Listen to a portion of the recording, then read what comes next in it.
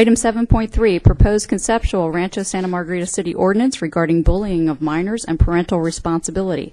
This item was agendized at the request of Mayor Pro Tem McGirr, so I'll turn the microphone over to the Mayor Pro Tem. Thank you. Thank you, Madam Mayor. And first of all, thank you to everyone who happened to come out here tonight to hear about this important issue. I put this on the agenda because bullying and cyberbullying is growing at a precipitous rate. It is not something that we in this room saw, at least with the exception of the Boy Scouts. It isn't what it was 20 years ago, folks. It's a whole different world. And I wanted to bring up the issue of bullying for some very important reasons. For those of you who don't have a copy of the staff report or the agenda item, let me indulge me to give you some statistics that, in my mind, are absolutely stunning. Suicide is the second leading cause of death for children ages 10 to 11. Allow me to say that again. Suicide is the second leading cause of death for children 10 to 11. It's the third leading cause of death for children ages 12 to 18. In fact, more teenagers and young adults die from suicide than from cancer, heart disease, AIDS, birth defects, strokes, pneumonia, influenza, and chronic lung disease combined. Please let that sink in for a moment. Statistics are overwhelmingly indicating that bullying is associated with psychological, academic, social, physical, and behavioral issues. 160,000 kids a day stay home from school because of bullying. 83% of bullying incidents receive no attention and no intervention. Those who bully are 4 times more likely to engage in criminal behavior and develop suicidal ideation. Read the newspapers, watch the news. 12 people killed in Columbine. A child kills 2 at Sparks Middle School in Nevada. 32 people killed at Virginia Tech. Not all of these incidents are due to bullying. Those were. There was a direct correlation between bullying and those incidents. Clearly, those individuals had psychological problems that underlie their pathological diagnoses, but you cannot ignore the bullying. Closer to home, Rebecca Sedgwick, 12-year-old girl, bullied repeatedly until she jumped from her death from a cement plant tower. Seth Walsh, here in California, from Tehachapi, bullied until he hanged himself from a plum tree in his backyard. Audrey Pott, 15-year-old girl from Los Gatos. She had photographs taken of her when she drank too much at a party. They were spread across the internet. She hanged herself. Nigel Hardy, 13-year-old Palmdale boy.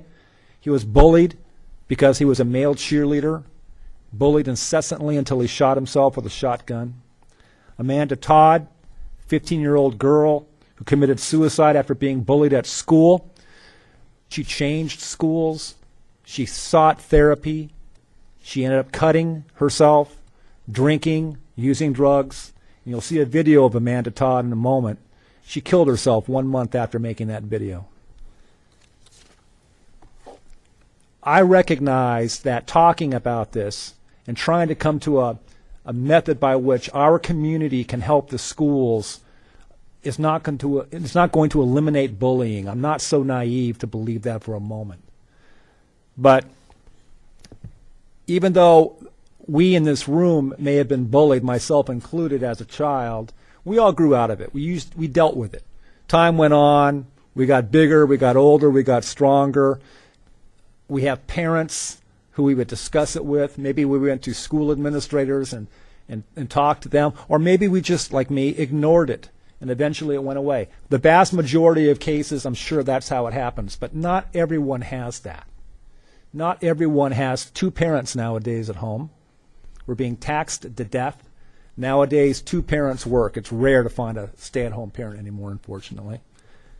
Parents don't always know. It's not their fault.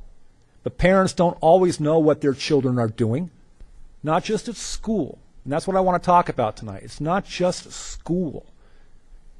We rely upon the schools to be teaching our children, policing our children, counseling our children. And at some point, I believe, as a community, we can help. And that's why I'm bringing this topic up tonight. Not every child is equipped with two parents. Not every child has a relationship with their parents where they can say, I'm being bullied or I'm having a problem. Most parents, myself included, don't know what their kids are doing on the internet. And let me tell you, that is the 21st century bullying, is the internet. It's Facebook, it's Instagram, it's Snapchat. It goes on and on. There are a number of sites that are just plain wrong for children. And we don't always know what they're doing. Their cell phones can pick up all of that. We don't know.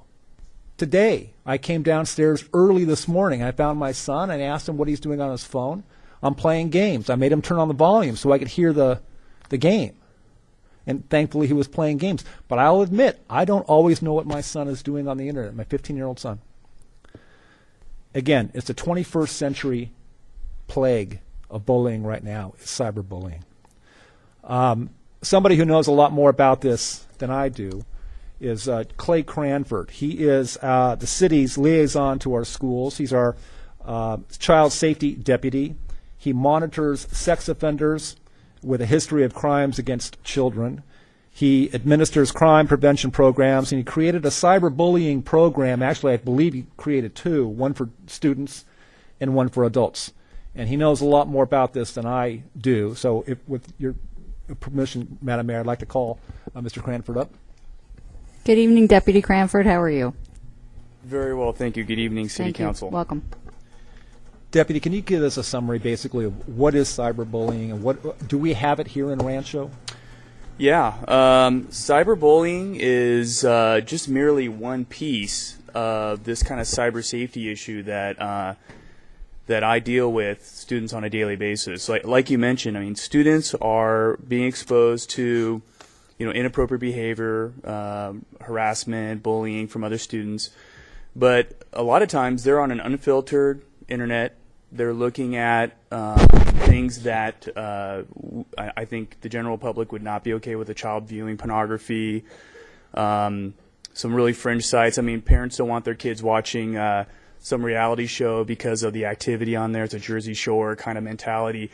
They're seeing something much worse online. And you're right, parents don't know. And unfortunately, children won't tell their parents what's going on because generally they're afraid if they say, hey, Mom and Dad, this is what I saw online today, or this is what someone messaged me about, their parents would shut them down. They would take away their phones. And with that fear, they're just going to suffer along with whatever is going on in their lives. We give children in this city, students in this city, a lot of opportunities to come forward and let me, school officials, know about what's going on. We have the Text a Tip program at the junior high and the high school level. Every student who's come to me or a staff member at a school with an issue, it is dealt with, whether it happens at the school or at home. Even if it's not a school-related issue, we will contact the parents and we will resolve it. So the schools here really care about the children and their safety, and because of the change in the educational code, they have to address these issues. So it's not a question of if it's they shall. And what I find is this really boils down to educating parents. And I want to first of all thank City Council for supporting this program and hosting several parent seminars here at the Bell Tower. Which are free, and unfortunately, we don't get the turnouts that we'd like to see. Parents think because their kids aren't complaining, there's no problem. That doesn't mean there's a problem. That means that the kids don't want to talk about it. So parents need to be engaged. They have to step over that line into their world. It's uncomfortable for parents. I get that. They have full-time jobs. They think, man, if I got to follow my kid on Instagram, that's like another full-time job. And with summer coming up, parents might be thinking, whew, they're out of school, I got less to worry about. No, you don't, because they're going to be spending more time online now. And there's just going to be more incidents. So the education that we do with the parent seminar will teach parents how to do that. We'll empower them and help them connect with their kids and really supervise them online. Let me ask you a question. School's out now. It is. If a child is bullied physically or by the internet, the quote Ghostbusters, who are you going to call? Well, surely, I mean, pretty much all the students, especially the ones that are old enough that have this technology, know about me and our program here. I mean, they can contact me via text tip or at City Hall. They can always call the non-emergency line for the Sheriff's Department if they want some counseling or some direction on what to do. Mm-hmm. And if a crime is committed, whether if it's physical bullying, if it's an assault and battery, or terrorist threats or something like that, I mean, those are things that we investigate. Right. And but I find that most of the time what I'm dealing with is just kids being rude and inappropriate with each other, mm-hmm. and it's really a counseling opportunity and to get their parents kind of, because the parents don't know. Usually when I tell them, hey, this is what's going on, the parents are like, I didn't even know my kid had Instagram. What is that? Okay, so it's an opportunity to educate parents and help them better supervise their kids. Would you agree that there are some children who, this is an underreported event, if you will, bullying? Absolutely, yeah. I mean, the vast majority of children who are being bullied, either physically or online or verbally, are not going to report this to anybody. No, it's difficult. I mean, it really requires parents to look at their kid and say, is my kid acting strange? Are they withdrawn? I mean, parents have to dig a little bit. Or they take steps to insert themselves in their kid's social media life so that they know when things are happening. I mean, I ask kids, I've talked to just about every junior high or high school kid in this city, and it's maybe 25% have their parents in following them on social media. Most don't, and they don't because they don't want their parents seeing what's going on.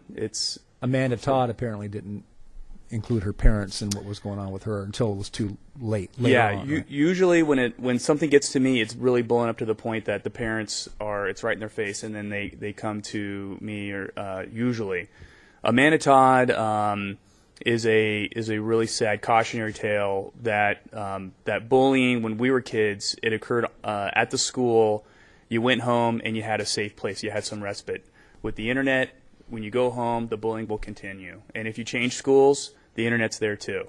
So that was kind of what happened with Amanda, and this was kind of early on with some of the online social media, and she's really the first kind of popular, if I want to use the word popular, but kind of well-known case of someone being bullied.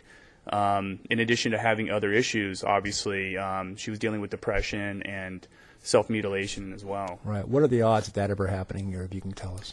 Well, I know there are kids in our community that who are dealing with depression and with self-mutilation and thoughts of hurting themselves, and they're getting help. But yeah, absolutely, this could happen in our community. There's absolutely nothing that would keep that from happening. Would you agree it's only a matter of time? Yeah, I think eventually we'll have a type of Amanda Todd story. And parents need to intercede. I mean, that's the bottom line. You'd agree that education of the parents and notification of parents is item number one. Yeah, parents are our force multipliers. I mean, I can't be there. You can't. The Sheriff's Department can't. But the parents need to be there. I mean, parents don't let their kids go out to the park at 2 o'clock in the morning because they don't know who their kids are going to bump into. However, they let their kid take their cell phone in their room at night, and they're conversing with hundreds of millions of people online, and they have no idea who these people are. Thank you. I think, in my mind, something to keep in mind is the difference between when it was when I was a kid. If some knucklehead was a bully, it's usually one or two or three. They go in packs, and they're identifiable. You know who they are, and you move on. You're a preteen, you're a teenager, you're in middle school. Your whole world is your middle school. You think the world ends at the border of your school. And situations such as Amanda Todd and others highlight the fact that when something is texted or placed on Facebook or Instagram of a personal nature, that can be just absolutely traumatizing to a child where they cannot recover. Agreed?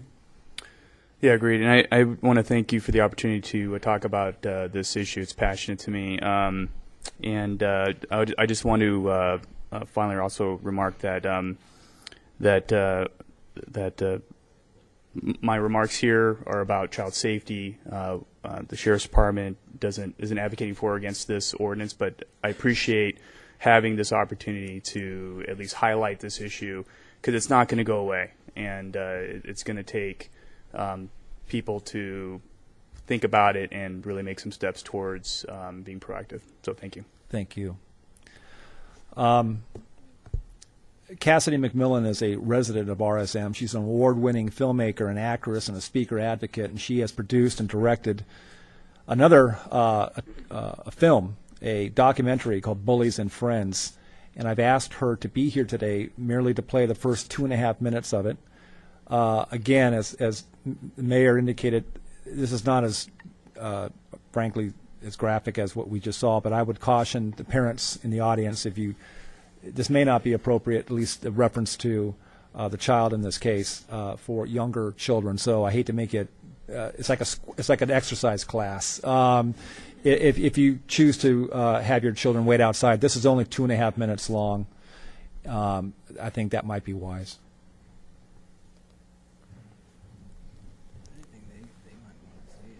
Well, it's up to the parents. I mean, it's up to them, of course.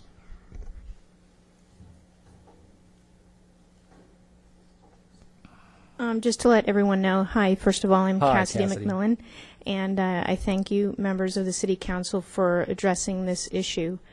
I'm definitely in support of Mayor Pro Tem's proposal for an anti-bullying program. I work with hundreds of schools across the United States. I've spoken with thousands of students, parents, educators, and in my documentary film, we not only show the true story of a 14-year-old girl who committed suicide due to being bullied by 3 girls at her school, who she named in her suicide note, and the incident led to the precedent-setting court case in North America where for the first time teenage girls were brought to trial for bullying. And I'd heard of the story on the Oprah Winfrey Show and set out to make the film in order to prevent another boy or girl from taking their life due to bullying. And as has been said tonight, it's always the case that the parents have no prior warning signs. Kids will hide this. They don't want to tell their parents that they're being bullied because they feel ashamed, or they feel that, gosh, I must have done something wrong to deserve this, when of course we know the answer to that is no, but they don't know that yet. So this clip here sort of introduces what the film is about and also discusses some of the tragic statistics of bullying and bullycide. And for those parents who might not know what the term bullycide is, unfortunately now we have that term as it refers to children who commit suicide due to being bullied. So we can play the clip.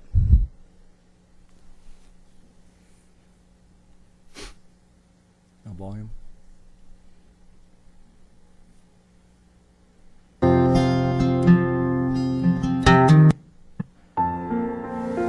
Hi, I'm Cassidy McMillan. I'm the director and writer of the documentary film Bullies and Friends.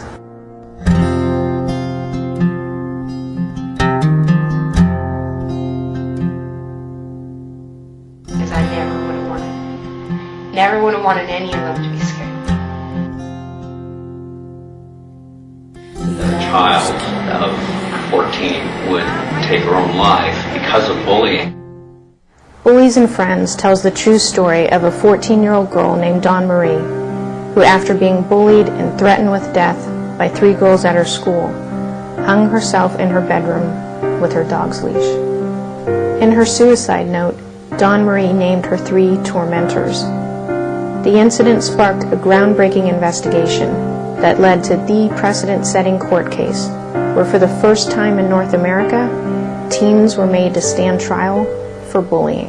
When my sister Brenda and I first saw the documentary Bullies and Friends, we knew we wanted to get involved however we could. Bullying has become a worldwide epidemic. Thousands of children from across the globe have committed suicide due to bullying. As a nurse, I've seen bullycide have horrific effects on the family and friends. According to the Centers for Disease Control, bullying among school-aged children is a major public health problem. Over the past 10 years, the occurrence of bullying-related suicides across the globe has shown the connection between bullying and suicides. Suicide is the third leading cause of death among children. Tragically, almost every other week from across the globe, another child commits suicide due to bullying. These are only several of the children who have taken their lives due to being bullied. Seth Walsh, Stephen Uri, Carlos Vigil, Rebecca Ann Sedgwick, Phoebe Prince, Carl Joseph Walker Hoover, Kelly Yeomans, Bart Pelosi, Jasmine McLean. One child is too many. We need to take action now. You can get involved. Thank you. So as we can see from that video, bullying is a global problem, and as stated earlier, it's potentially only a matter of time until our city here is faced with this type of tragedy. I get emails from parents across the United States saying, please help, my daughter's being bullied at school, my son's being bullied, and it's just a tragedy. And I really feel that this anti-bullying program can help potentially prevent a disaster from happening. As what happened with the family in my film, the parents were preparing dinner in the kitchen with their son. They sent him to go get his sister for dinner, and he went in his sister's bedroom to find her there with the suicide note on the floor. And also the tragic effects of the family left behind. The brother who's in my film, we've flown him down here to California and took him to Angels games, Disneyland, all of that, but he'll never be the same, and he's attempted suicide now as well due to what happened to his sister. So I thank you all for addressing this issue, and I hope I can be of some help. Thank you. Thank you. Appreciate it. The law is very unclear. There is no federal law against bullying. Arizona, Illinois, Indiana, Kansas, Minnesota, North Dakota, Tennessee, and Texas, 8 states, have laws specifically dealing with bullying.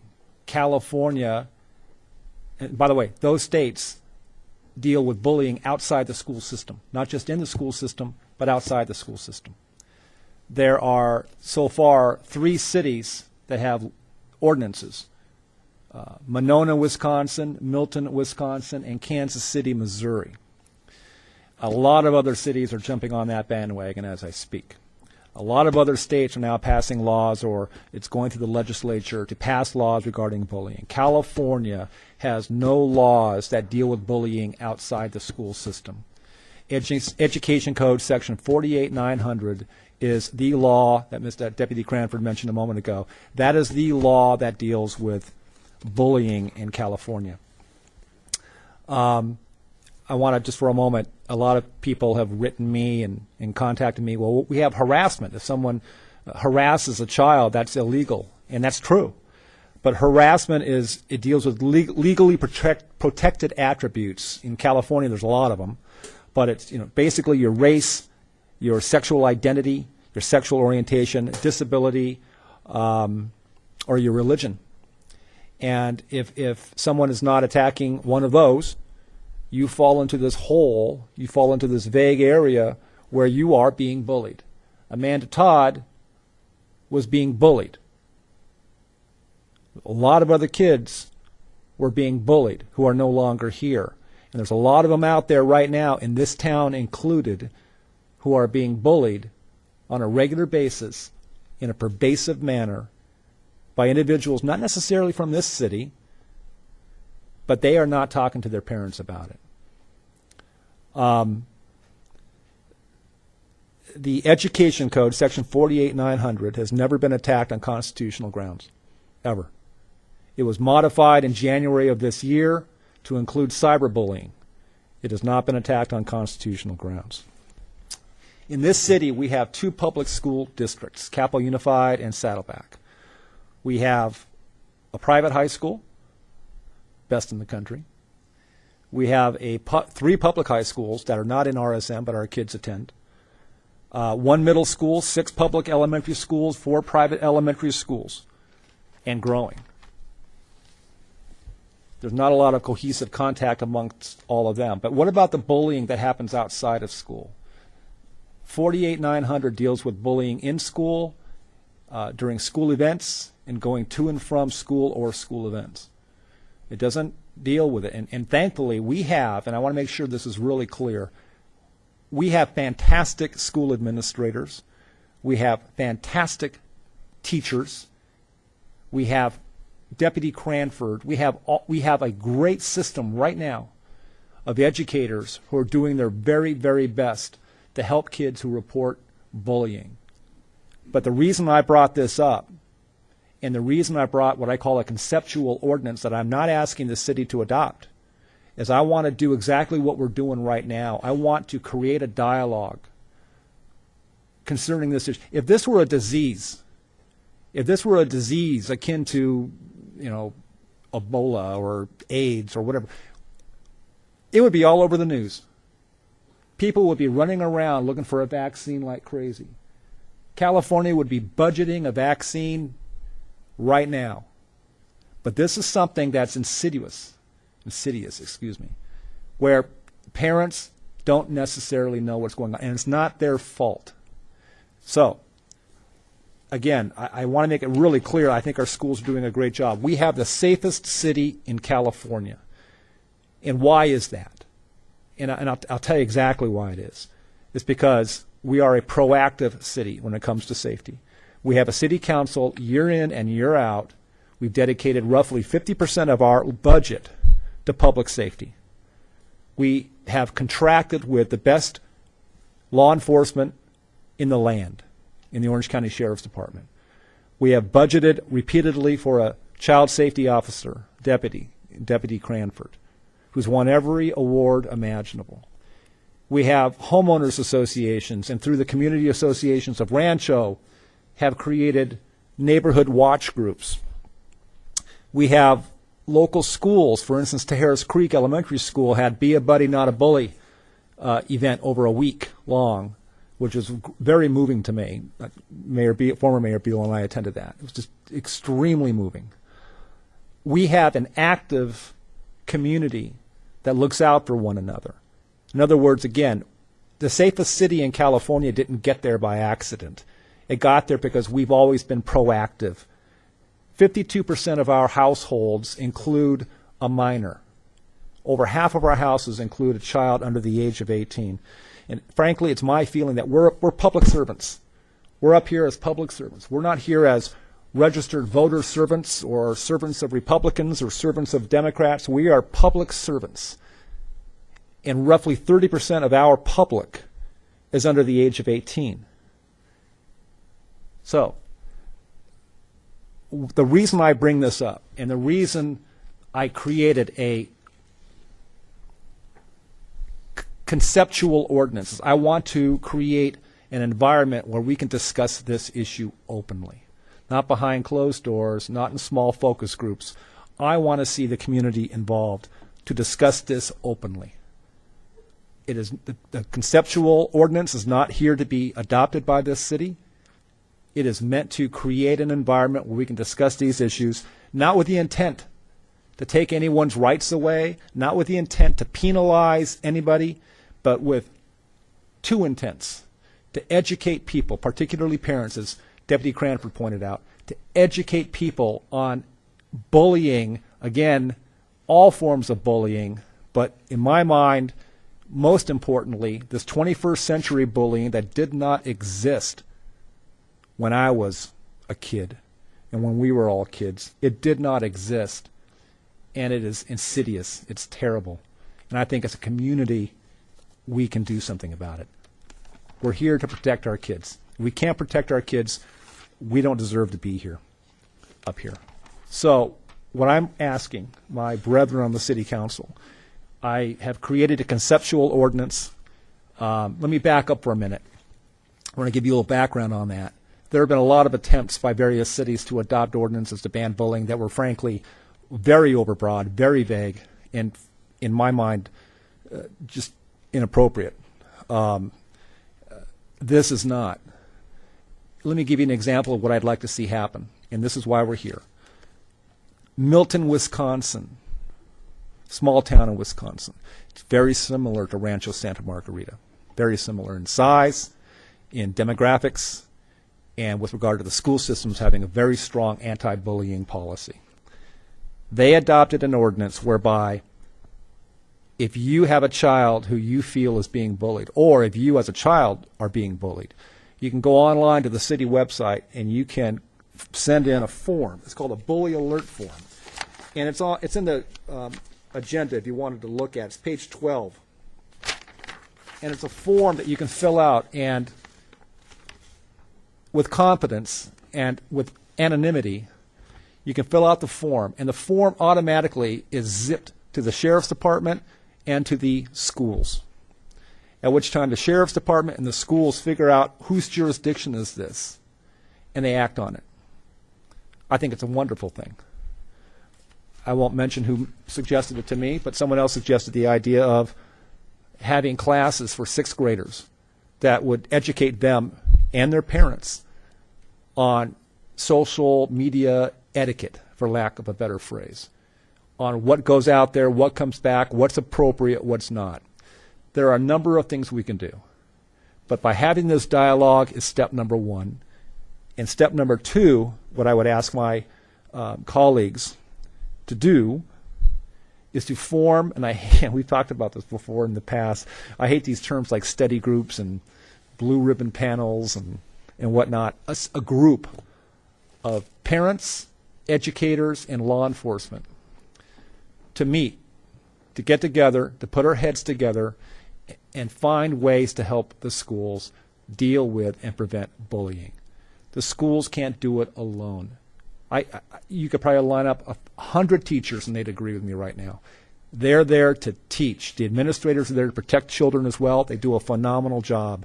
But I'm proposing we have a group, we have a committee of individuals, interested individuals who can come back to the city council with concrete plans whereby the city can assist the schools and never eliminate, it'll never happen, but to reduce the incidences of bullying and cyberbullying.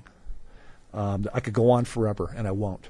But that's why I'm here. That's why I ran for this seat. That's why I drafted a conceptual ordinance so we can discuss it. And I'm thankful that's why you're here too. So with that, thank you, Madam Mayor.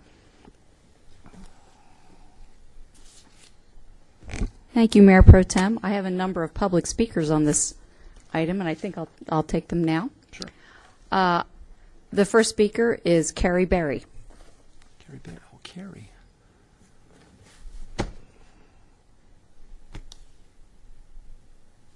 Good evening, Ms. Berry. Good evening. Welcome. Thank you. In interest of full disclosure, I have not seen this woman in many years. I went to high school with Carrie. So, hi. 40 years. Yeah, well, 10. Okay. I have been a long-term resident of Rancho Santa Margarita. We've probably been here almost 20 years. And I am a grandma of 2 small special needs children. And the last 9 years, we've walked the road of special needs, both in school and in ancillary support. And so I have come to learn what it means for a child to be unable to remedy what a normal child will be able to face in a situation that involves something like bullying, whether it's on the campus or at home. And what has happened since I was a kid is the internet and electronic media has served to amplify what used to be between children and perhaps between parents if it grew to that extent. It's not that way anymore. One mistake from a vulnerable child who reaches out to the wrong person at the wrong time, and it's the vulnerable ones that don't have the support at home that do reach out. They reach out to the wrong person, and that mistake follows them forever. And as adults, especially those of you who've had businesses, think about what one bad Yelp review will do. It will follow you. Think about one DUI, one bad news article in the paper. If somebody Googles you 12, 20 years later, it's there. Well, that happens to these kids with cyberbullying on a magnitude of 1,000,000%. So just as a resident of the city, and this is my very first council meeting that I have come to, and I'm ashamed to say it, but I'm so thrilled that you are taking this complex issue on, and I'm behind you all the way. So thank you. Thank you for your time. Thank you. Thank you, Ms. Berry.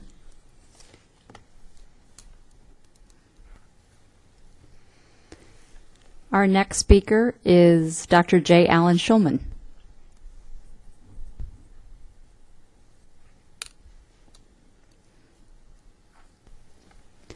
Good evening.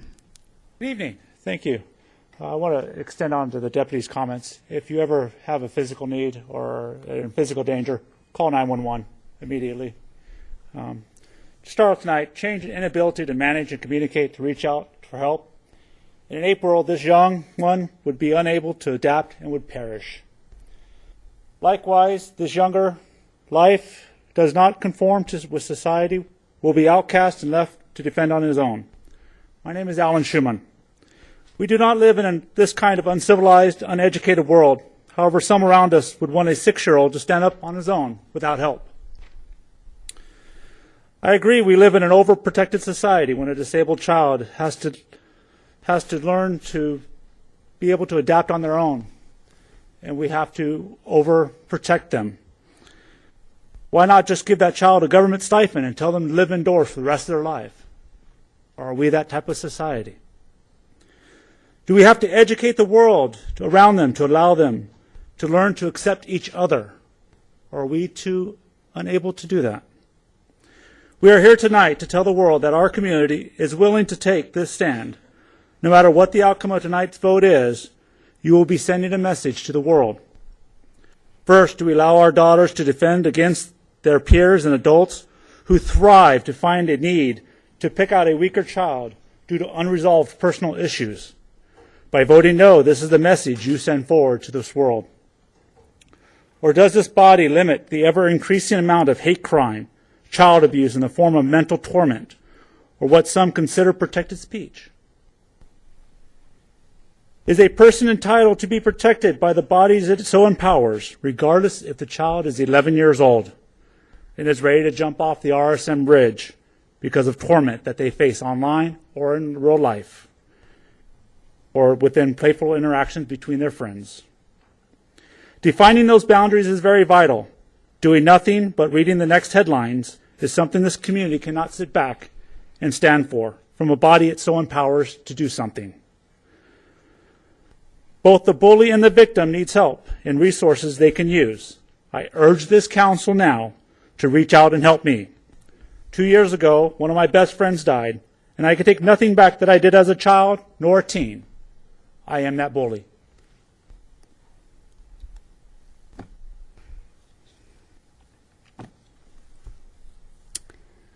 Ms. Marina Hernandez.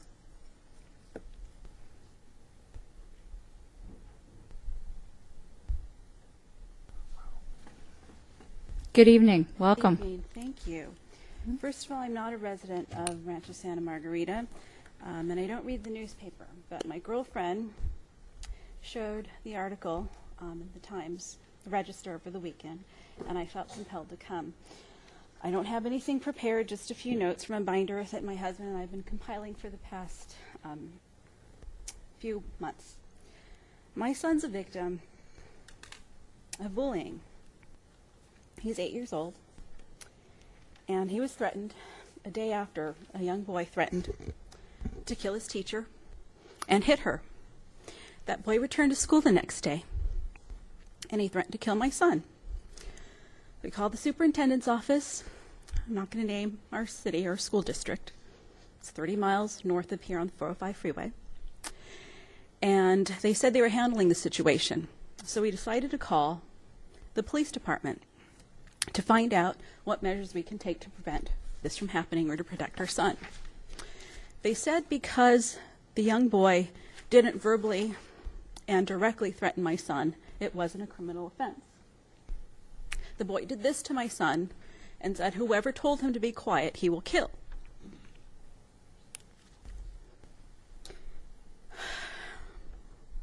I wasn't planning to give you all those details, but it's an emotional subject.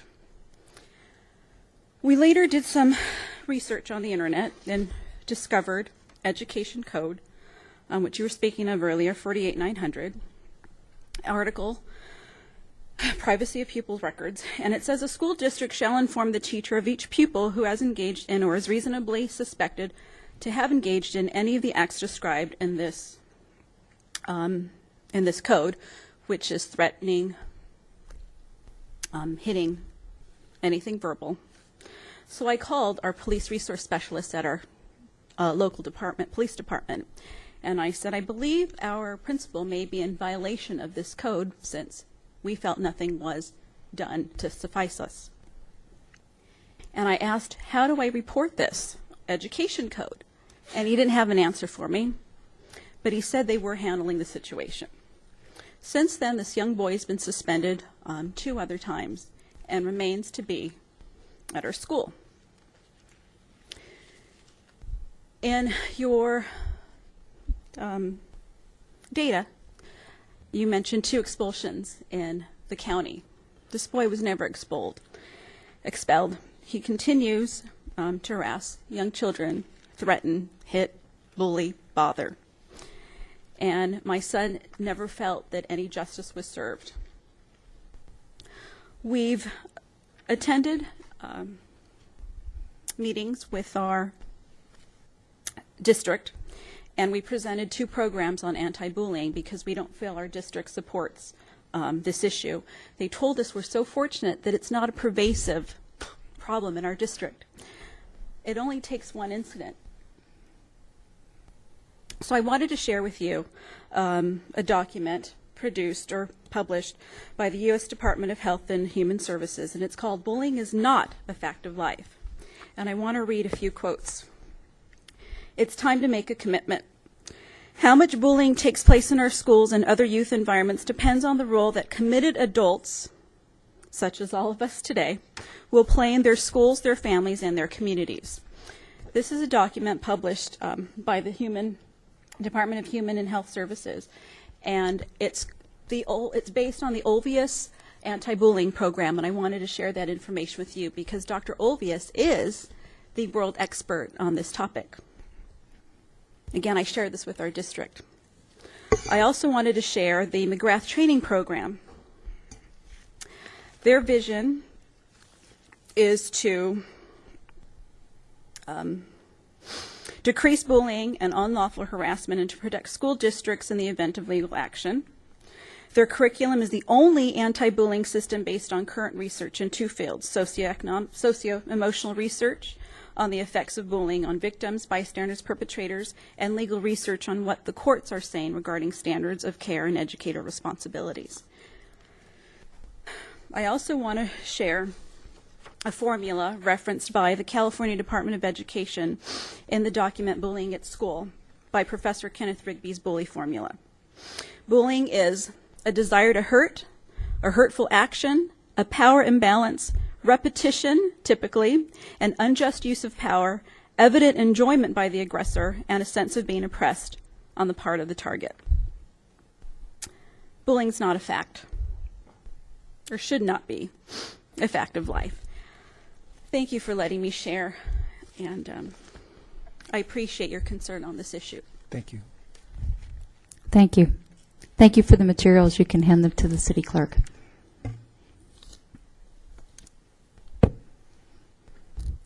Our next speaker, I apologize, does not have a last name, but we'd like to welcome Suzanne. Welcome. Good evening. I speak on behalf of hundreds of parents in local communities who eagerly await to start a dialogue on Mr. McGirr's conceptual anti-bullying campaign. We, our parents, are proud of you, Mr. McGirr, for your beginning the dialogue, and the City Council for your consideration. We all know the ramifications of not acting in the extreme suicide of the bullied child, in extreme cases, beatings as we saw in Ladera. This conceptual ordinance will have a far-reaching impact. You have 100% of hundreds of parents I spoke with in Ladera Ranch where I live. I pray you make the right choice and you get the dialogue going, because I know you don't know the face of what bullying does to people, but I've been bullied by my husband for 10 years, so you don't know when it ends. Thank you. Thank you. Thank you. Do I have any further requests to speak? Thank you. If you would like to speak on an item, please fill out a public speaker card. Councilmember McGirr. I'm sorry, Mayor Pro Tem McGirr. Thank you. I just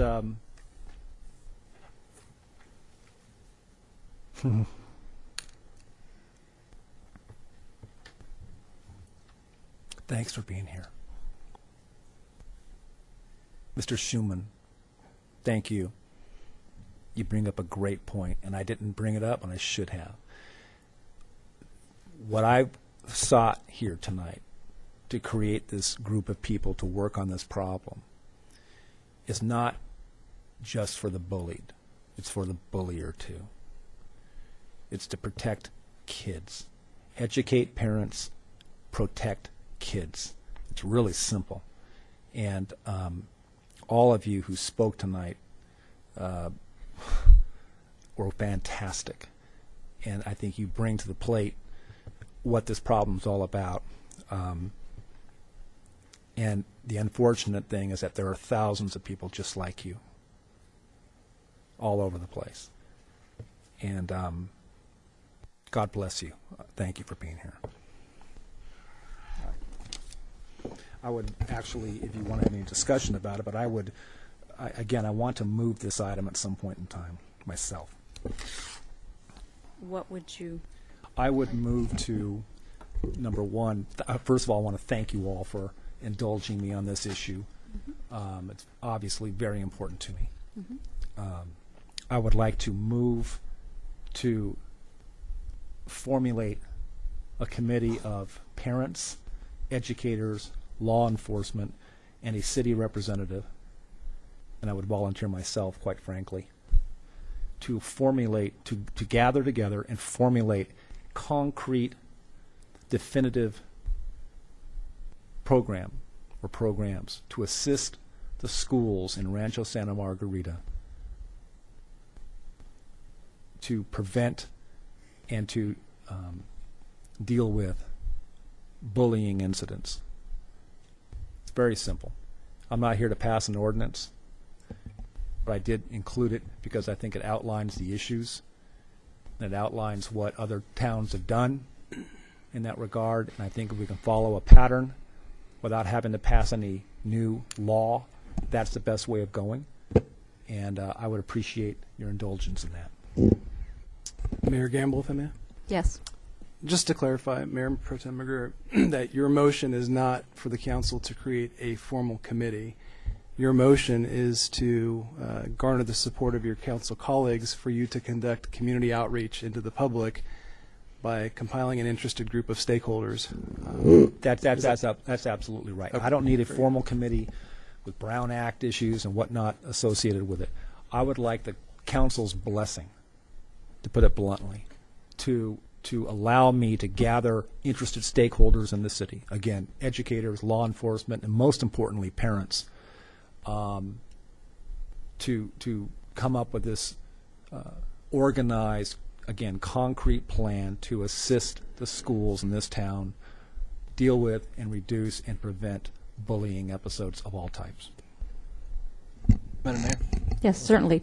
First, Councilmember Petrella. I would very much like to commend the Mayor Pro Tem for bringing this issue up. I think it's just a crucial issue that needs to be discussed, and thank you for bringing it forward.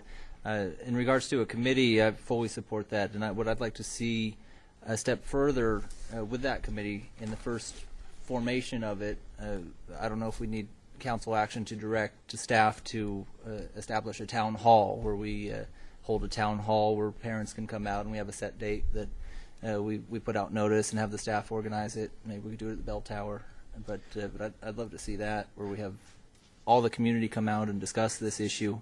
Town hall on bullying, and out of that I could see the committee being formed. Well, I personally don't have any problem with that. I think we do that with Deputy Cranford right now when he has his Is Your Teen at Risk seminars, cyberbullying seminars. And am I right? You have two. You have one for parents and one for students, if I recall correctly. And so I don't have any. I'm not adverse to that. My personal feeling is I don't want to gather necessarily members, for lack of a better word, of this interested stakeholder committee from a gathering of 100 or so people. I've already invited some people if they wanted to be involved with this. I want to get school administrators who are intimately involved with Rancho Santa Margarita. I want to get law enforcement who are from here. And so I don't have a problem with that, and I appreciate that. I think all the education we can get out there, the better. But regardless of how the committee, if you will, is formed, if the council gives me the blessing to formulate such a committee, I can tell you I'll do it right away. And I don't want to wait. I want to get this going right away. I have like a minute a day of free time, and I'm going to use that minute a day on this. So, but thank you for that. I appreciate your support, too. Council member comments or a second to the motion? Mr. City Attorney. You look like you're... Well, again, just to clarify that the City Council is not formulating and legislating a committee, I direct the Council's attention to the last paragraph of Mayor Pro Tem McGirr's staff report. It would be a motion, as I understand it, to approve and to secure this Council's support for approving and securing the input from the Rancho Santa Margarita community, including parents, educators, law enforcement, etc., regarding the issue of bullying, with the idea of encouraging dialogue and debate in the hopes that a formal anti-bullying program can be instituted in RSM in lieu of a formal ordinance. I couldn't have said it better myself. I think you wrote it. I think you wrote it. Excellent. Thank you. Council member comments? Do we have a second? I will second the item. I'd like Yes. to have just a little discussion. Certainly. Council member Beal. What I want to do really is to commend the Mayor Pro Tem for his efforts in this regard. And anyone that just heard his presentation, either here personally or online through the streaming audio, or who might in the future listen to it, I think it was one of the finest presentations I've ever heard here in our city. And I think it's an example of a public servant motivated by the purest of reasons, which is to help the people that he was elected to serve. In this case, the most vulnerable are young children. And as he alluded to, this isn't his full-time job. He's got a very busy career as a lawyer. He's got a family at home. I urge you to take a look at the staff report. Every word there is written by our Mayor Pro Tem. All of this is done out of the goodness of his heart, out of the motivation to try and serve the people of Rancho Santa Margarita to the best of his ability. I just want to commend you. I think it's fabulous. I fully support the motion and your efforts to outreach here, and I'm just proud to sit up here on the dais with you. Thank you. Thank you. Council member comments? Hearing none further, I'll take advantage of making a remark, and that's that it's clear to me that if you knew Brad or worked with Brad, you know that this comes from his heart. I can feel it from here. You can hear it in the sound of his voice. It doesn't surprise me one bit that when it comes to children and family, that Brad, you have no fear of taking on a really difficult issue and trying to find a solution that works well for everybody. And the five of us have a really unique opportunity, and that's that we serve the public. We work for you. It always seems a little odd to me that we sit kind of up high over here and we have microphones.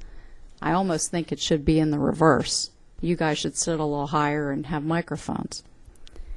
But this is an opportunity, a unique opportunity in time, for you to collect the wisdom from our educators, and also not only our public safety, but also I would encourage conversation with the district attorney's office to determine how very severe cases of bullying are dealt with, as our very well-scholared council member Barrick, who came from the DA's office, certainly has some experience. As you mentioned, Brad, we didn't get to be the safest city and the 5th safest city in the entire United States by accident. We did it because we had a plan and a commitment and a conviction, and this is just yet another piece of evidence that we're going to move forward, as I know you will, and I really commend you for bringing this up and taking this on. Thank you. I know you'll do an excellent job, and I know we'll learn a lot in the process. I think the first place, we need to go, and we've learned so much from you, Deputy Cranford, through the years. Just amazing. I loved the cyberbullying. Hated the topic, but I really learned a lot from our first cyberbullying seminar that I attended this year with many parents. And I think this is an important issue to protect, as Councilmember Beal said, the very most vulnerable amongst us.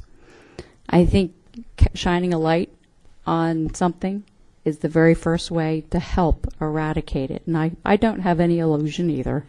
I know that we can't eliminate all the negative things in society, but we certainly can give folks the tools to help work with them, deal with them, hopefully push them aside. So it gives me pleasure to listen to your presentation tonight. It was exceptional, and thank you, Deputy Cranford, and all the speakers. I could hear it from your heart, too. And with that, I'll call for a vote. All those in favor? Aye. Aye. Aye. Thank you. We have a unanimous vote. We look forward to hearing back from you in your meetings, Mayor Pro Tem McGirr. At this time,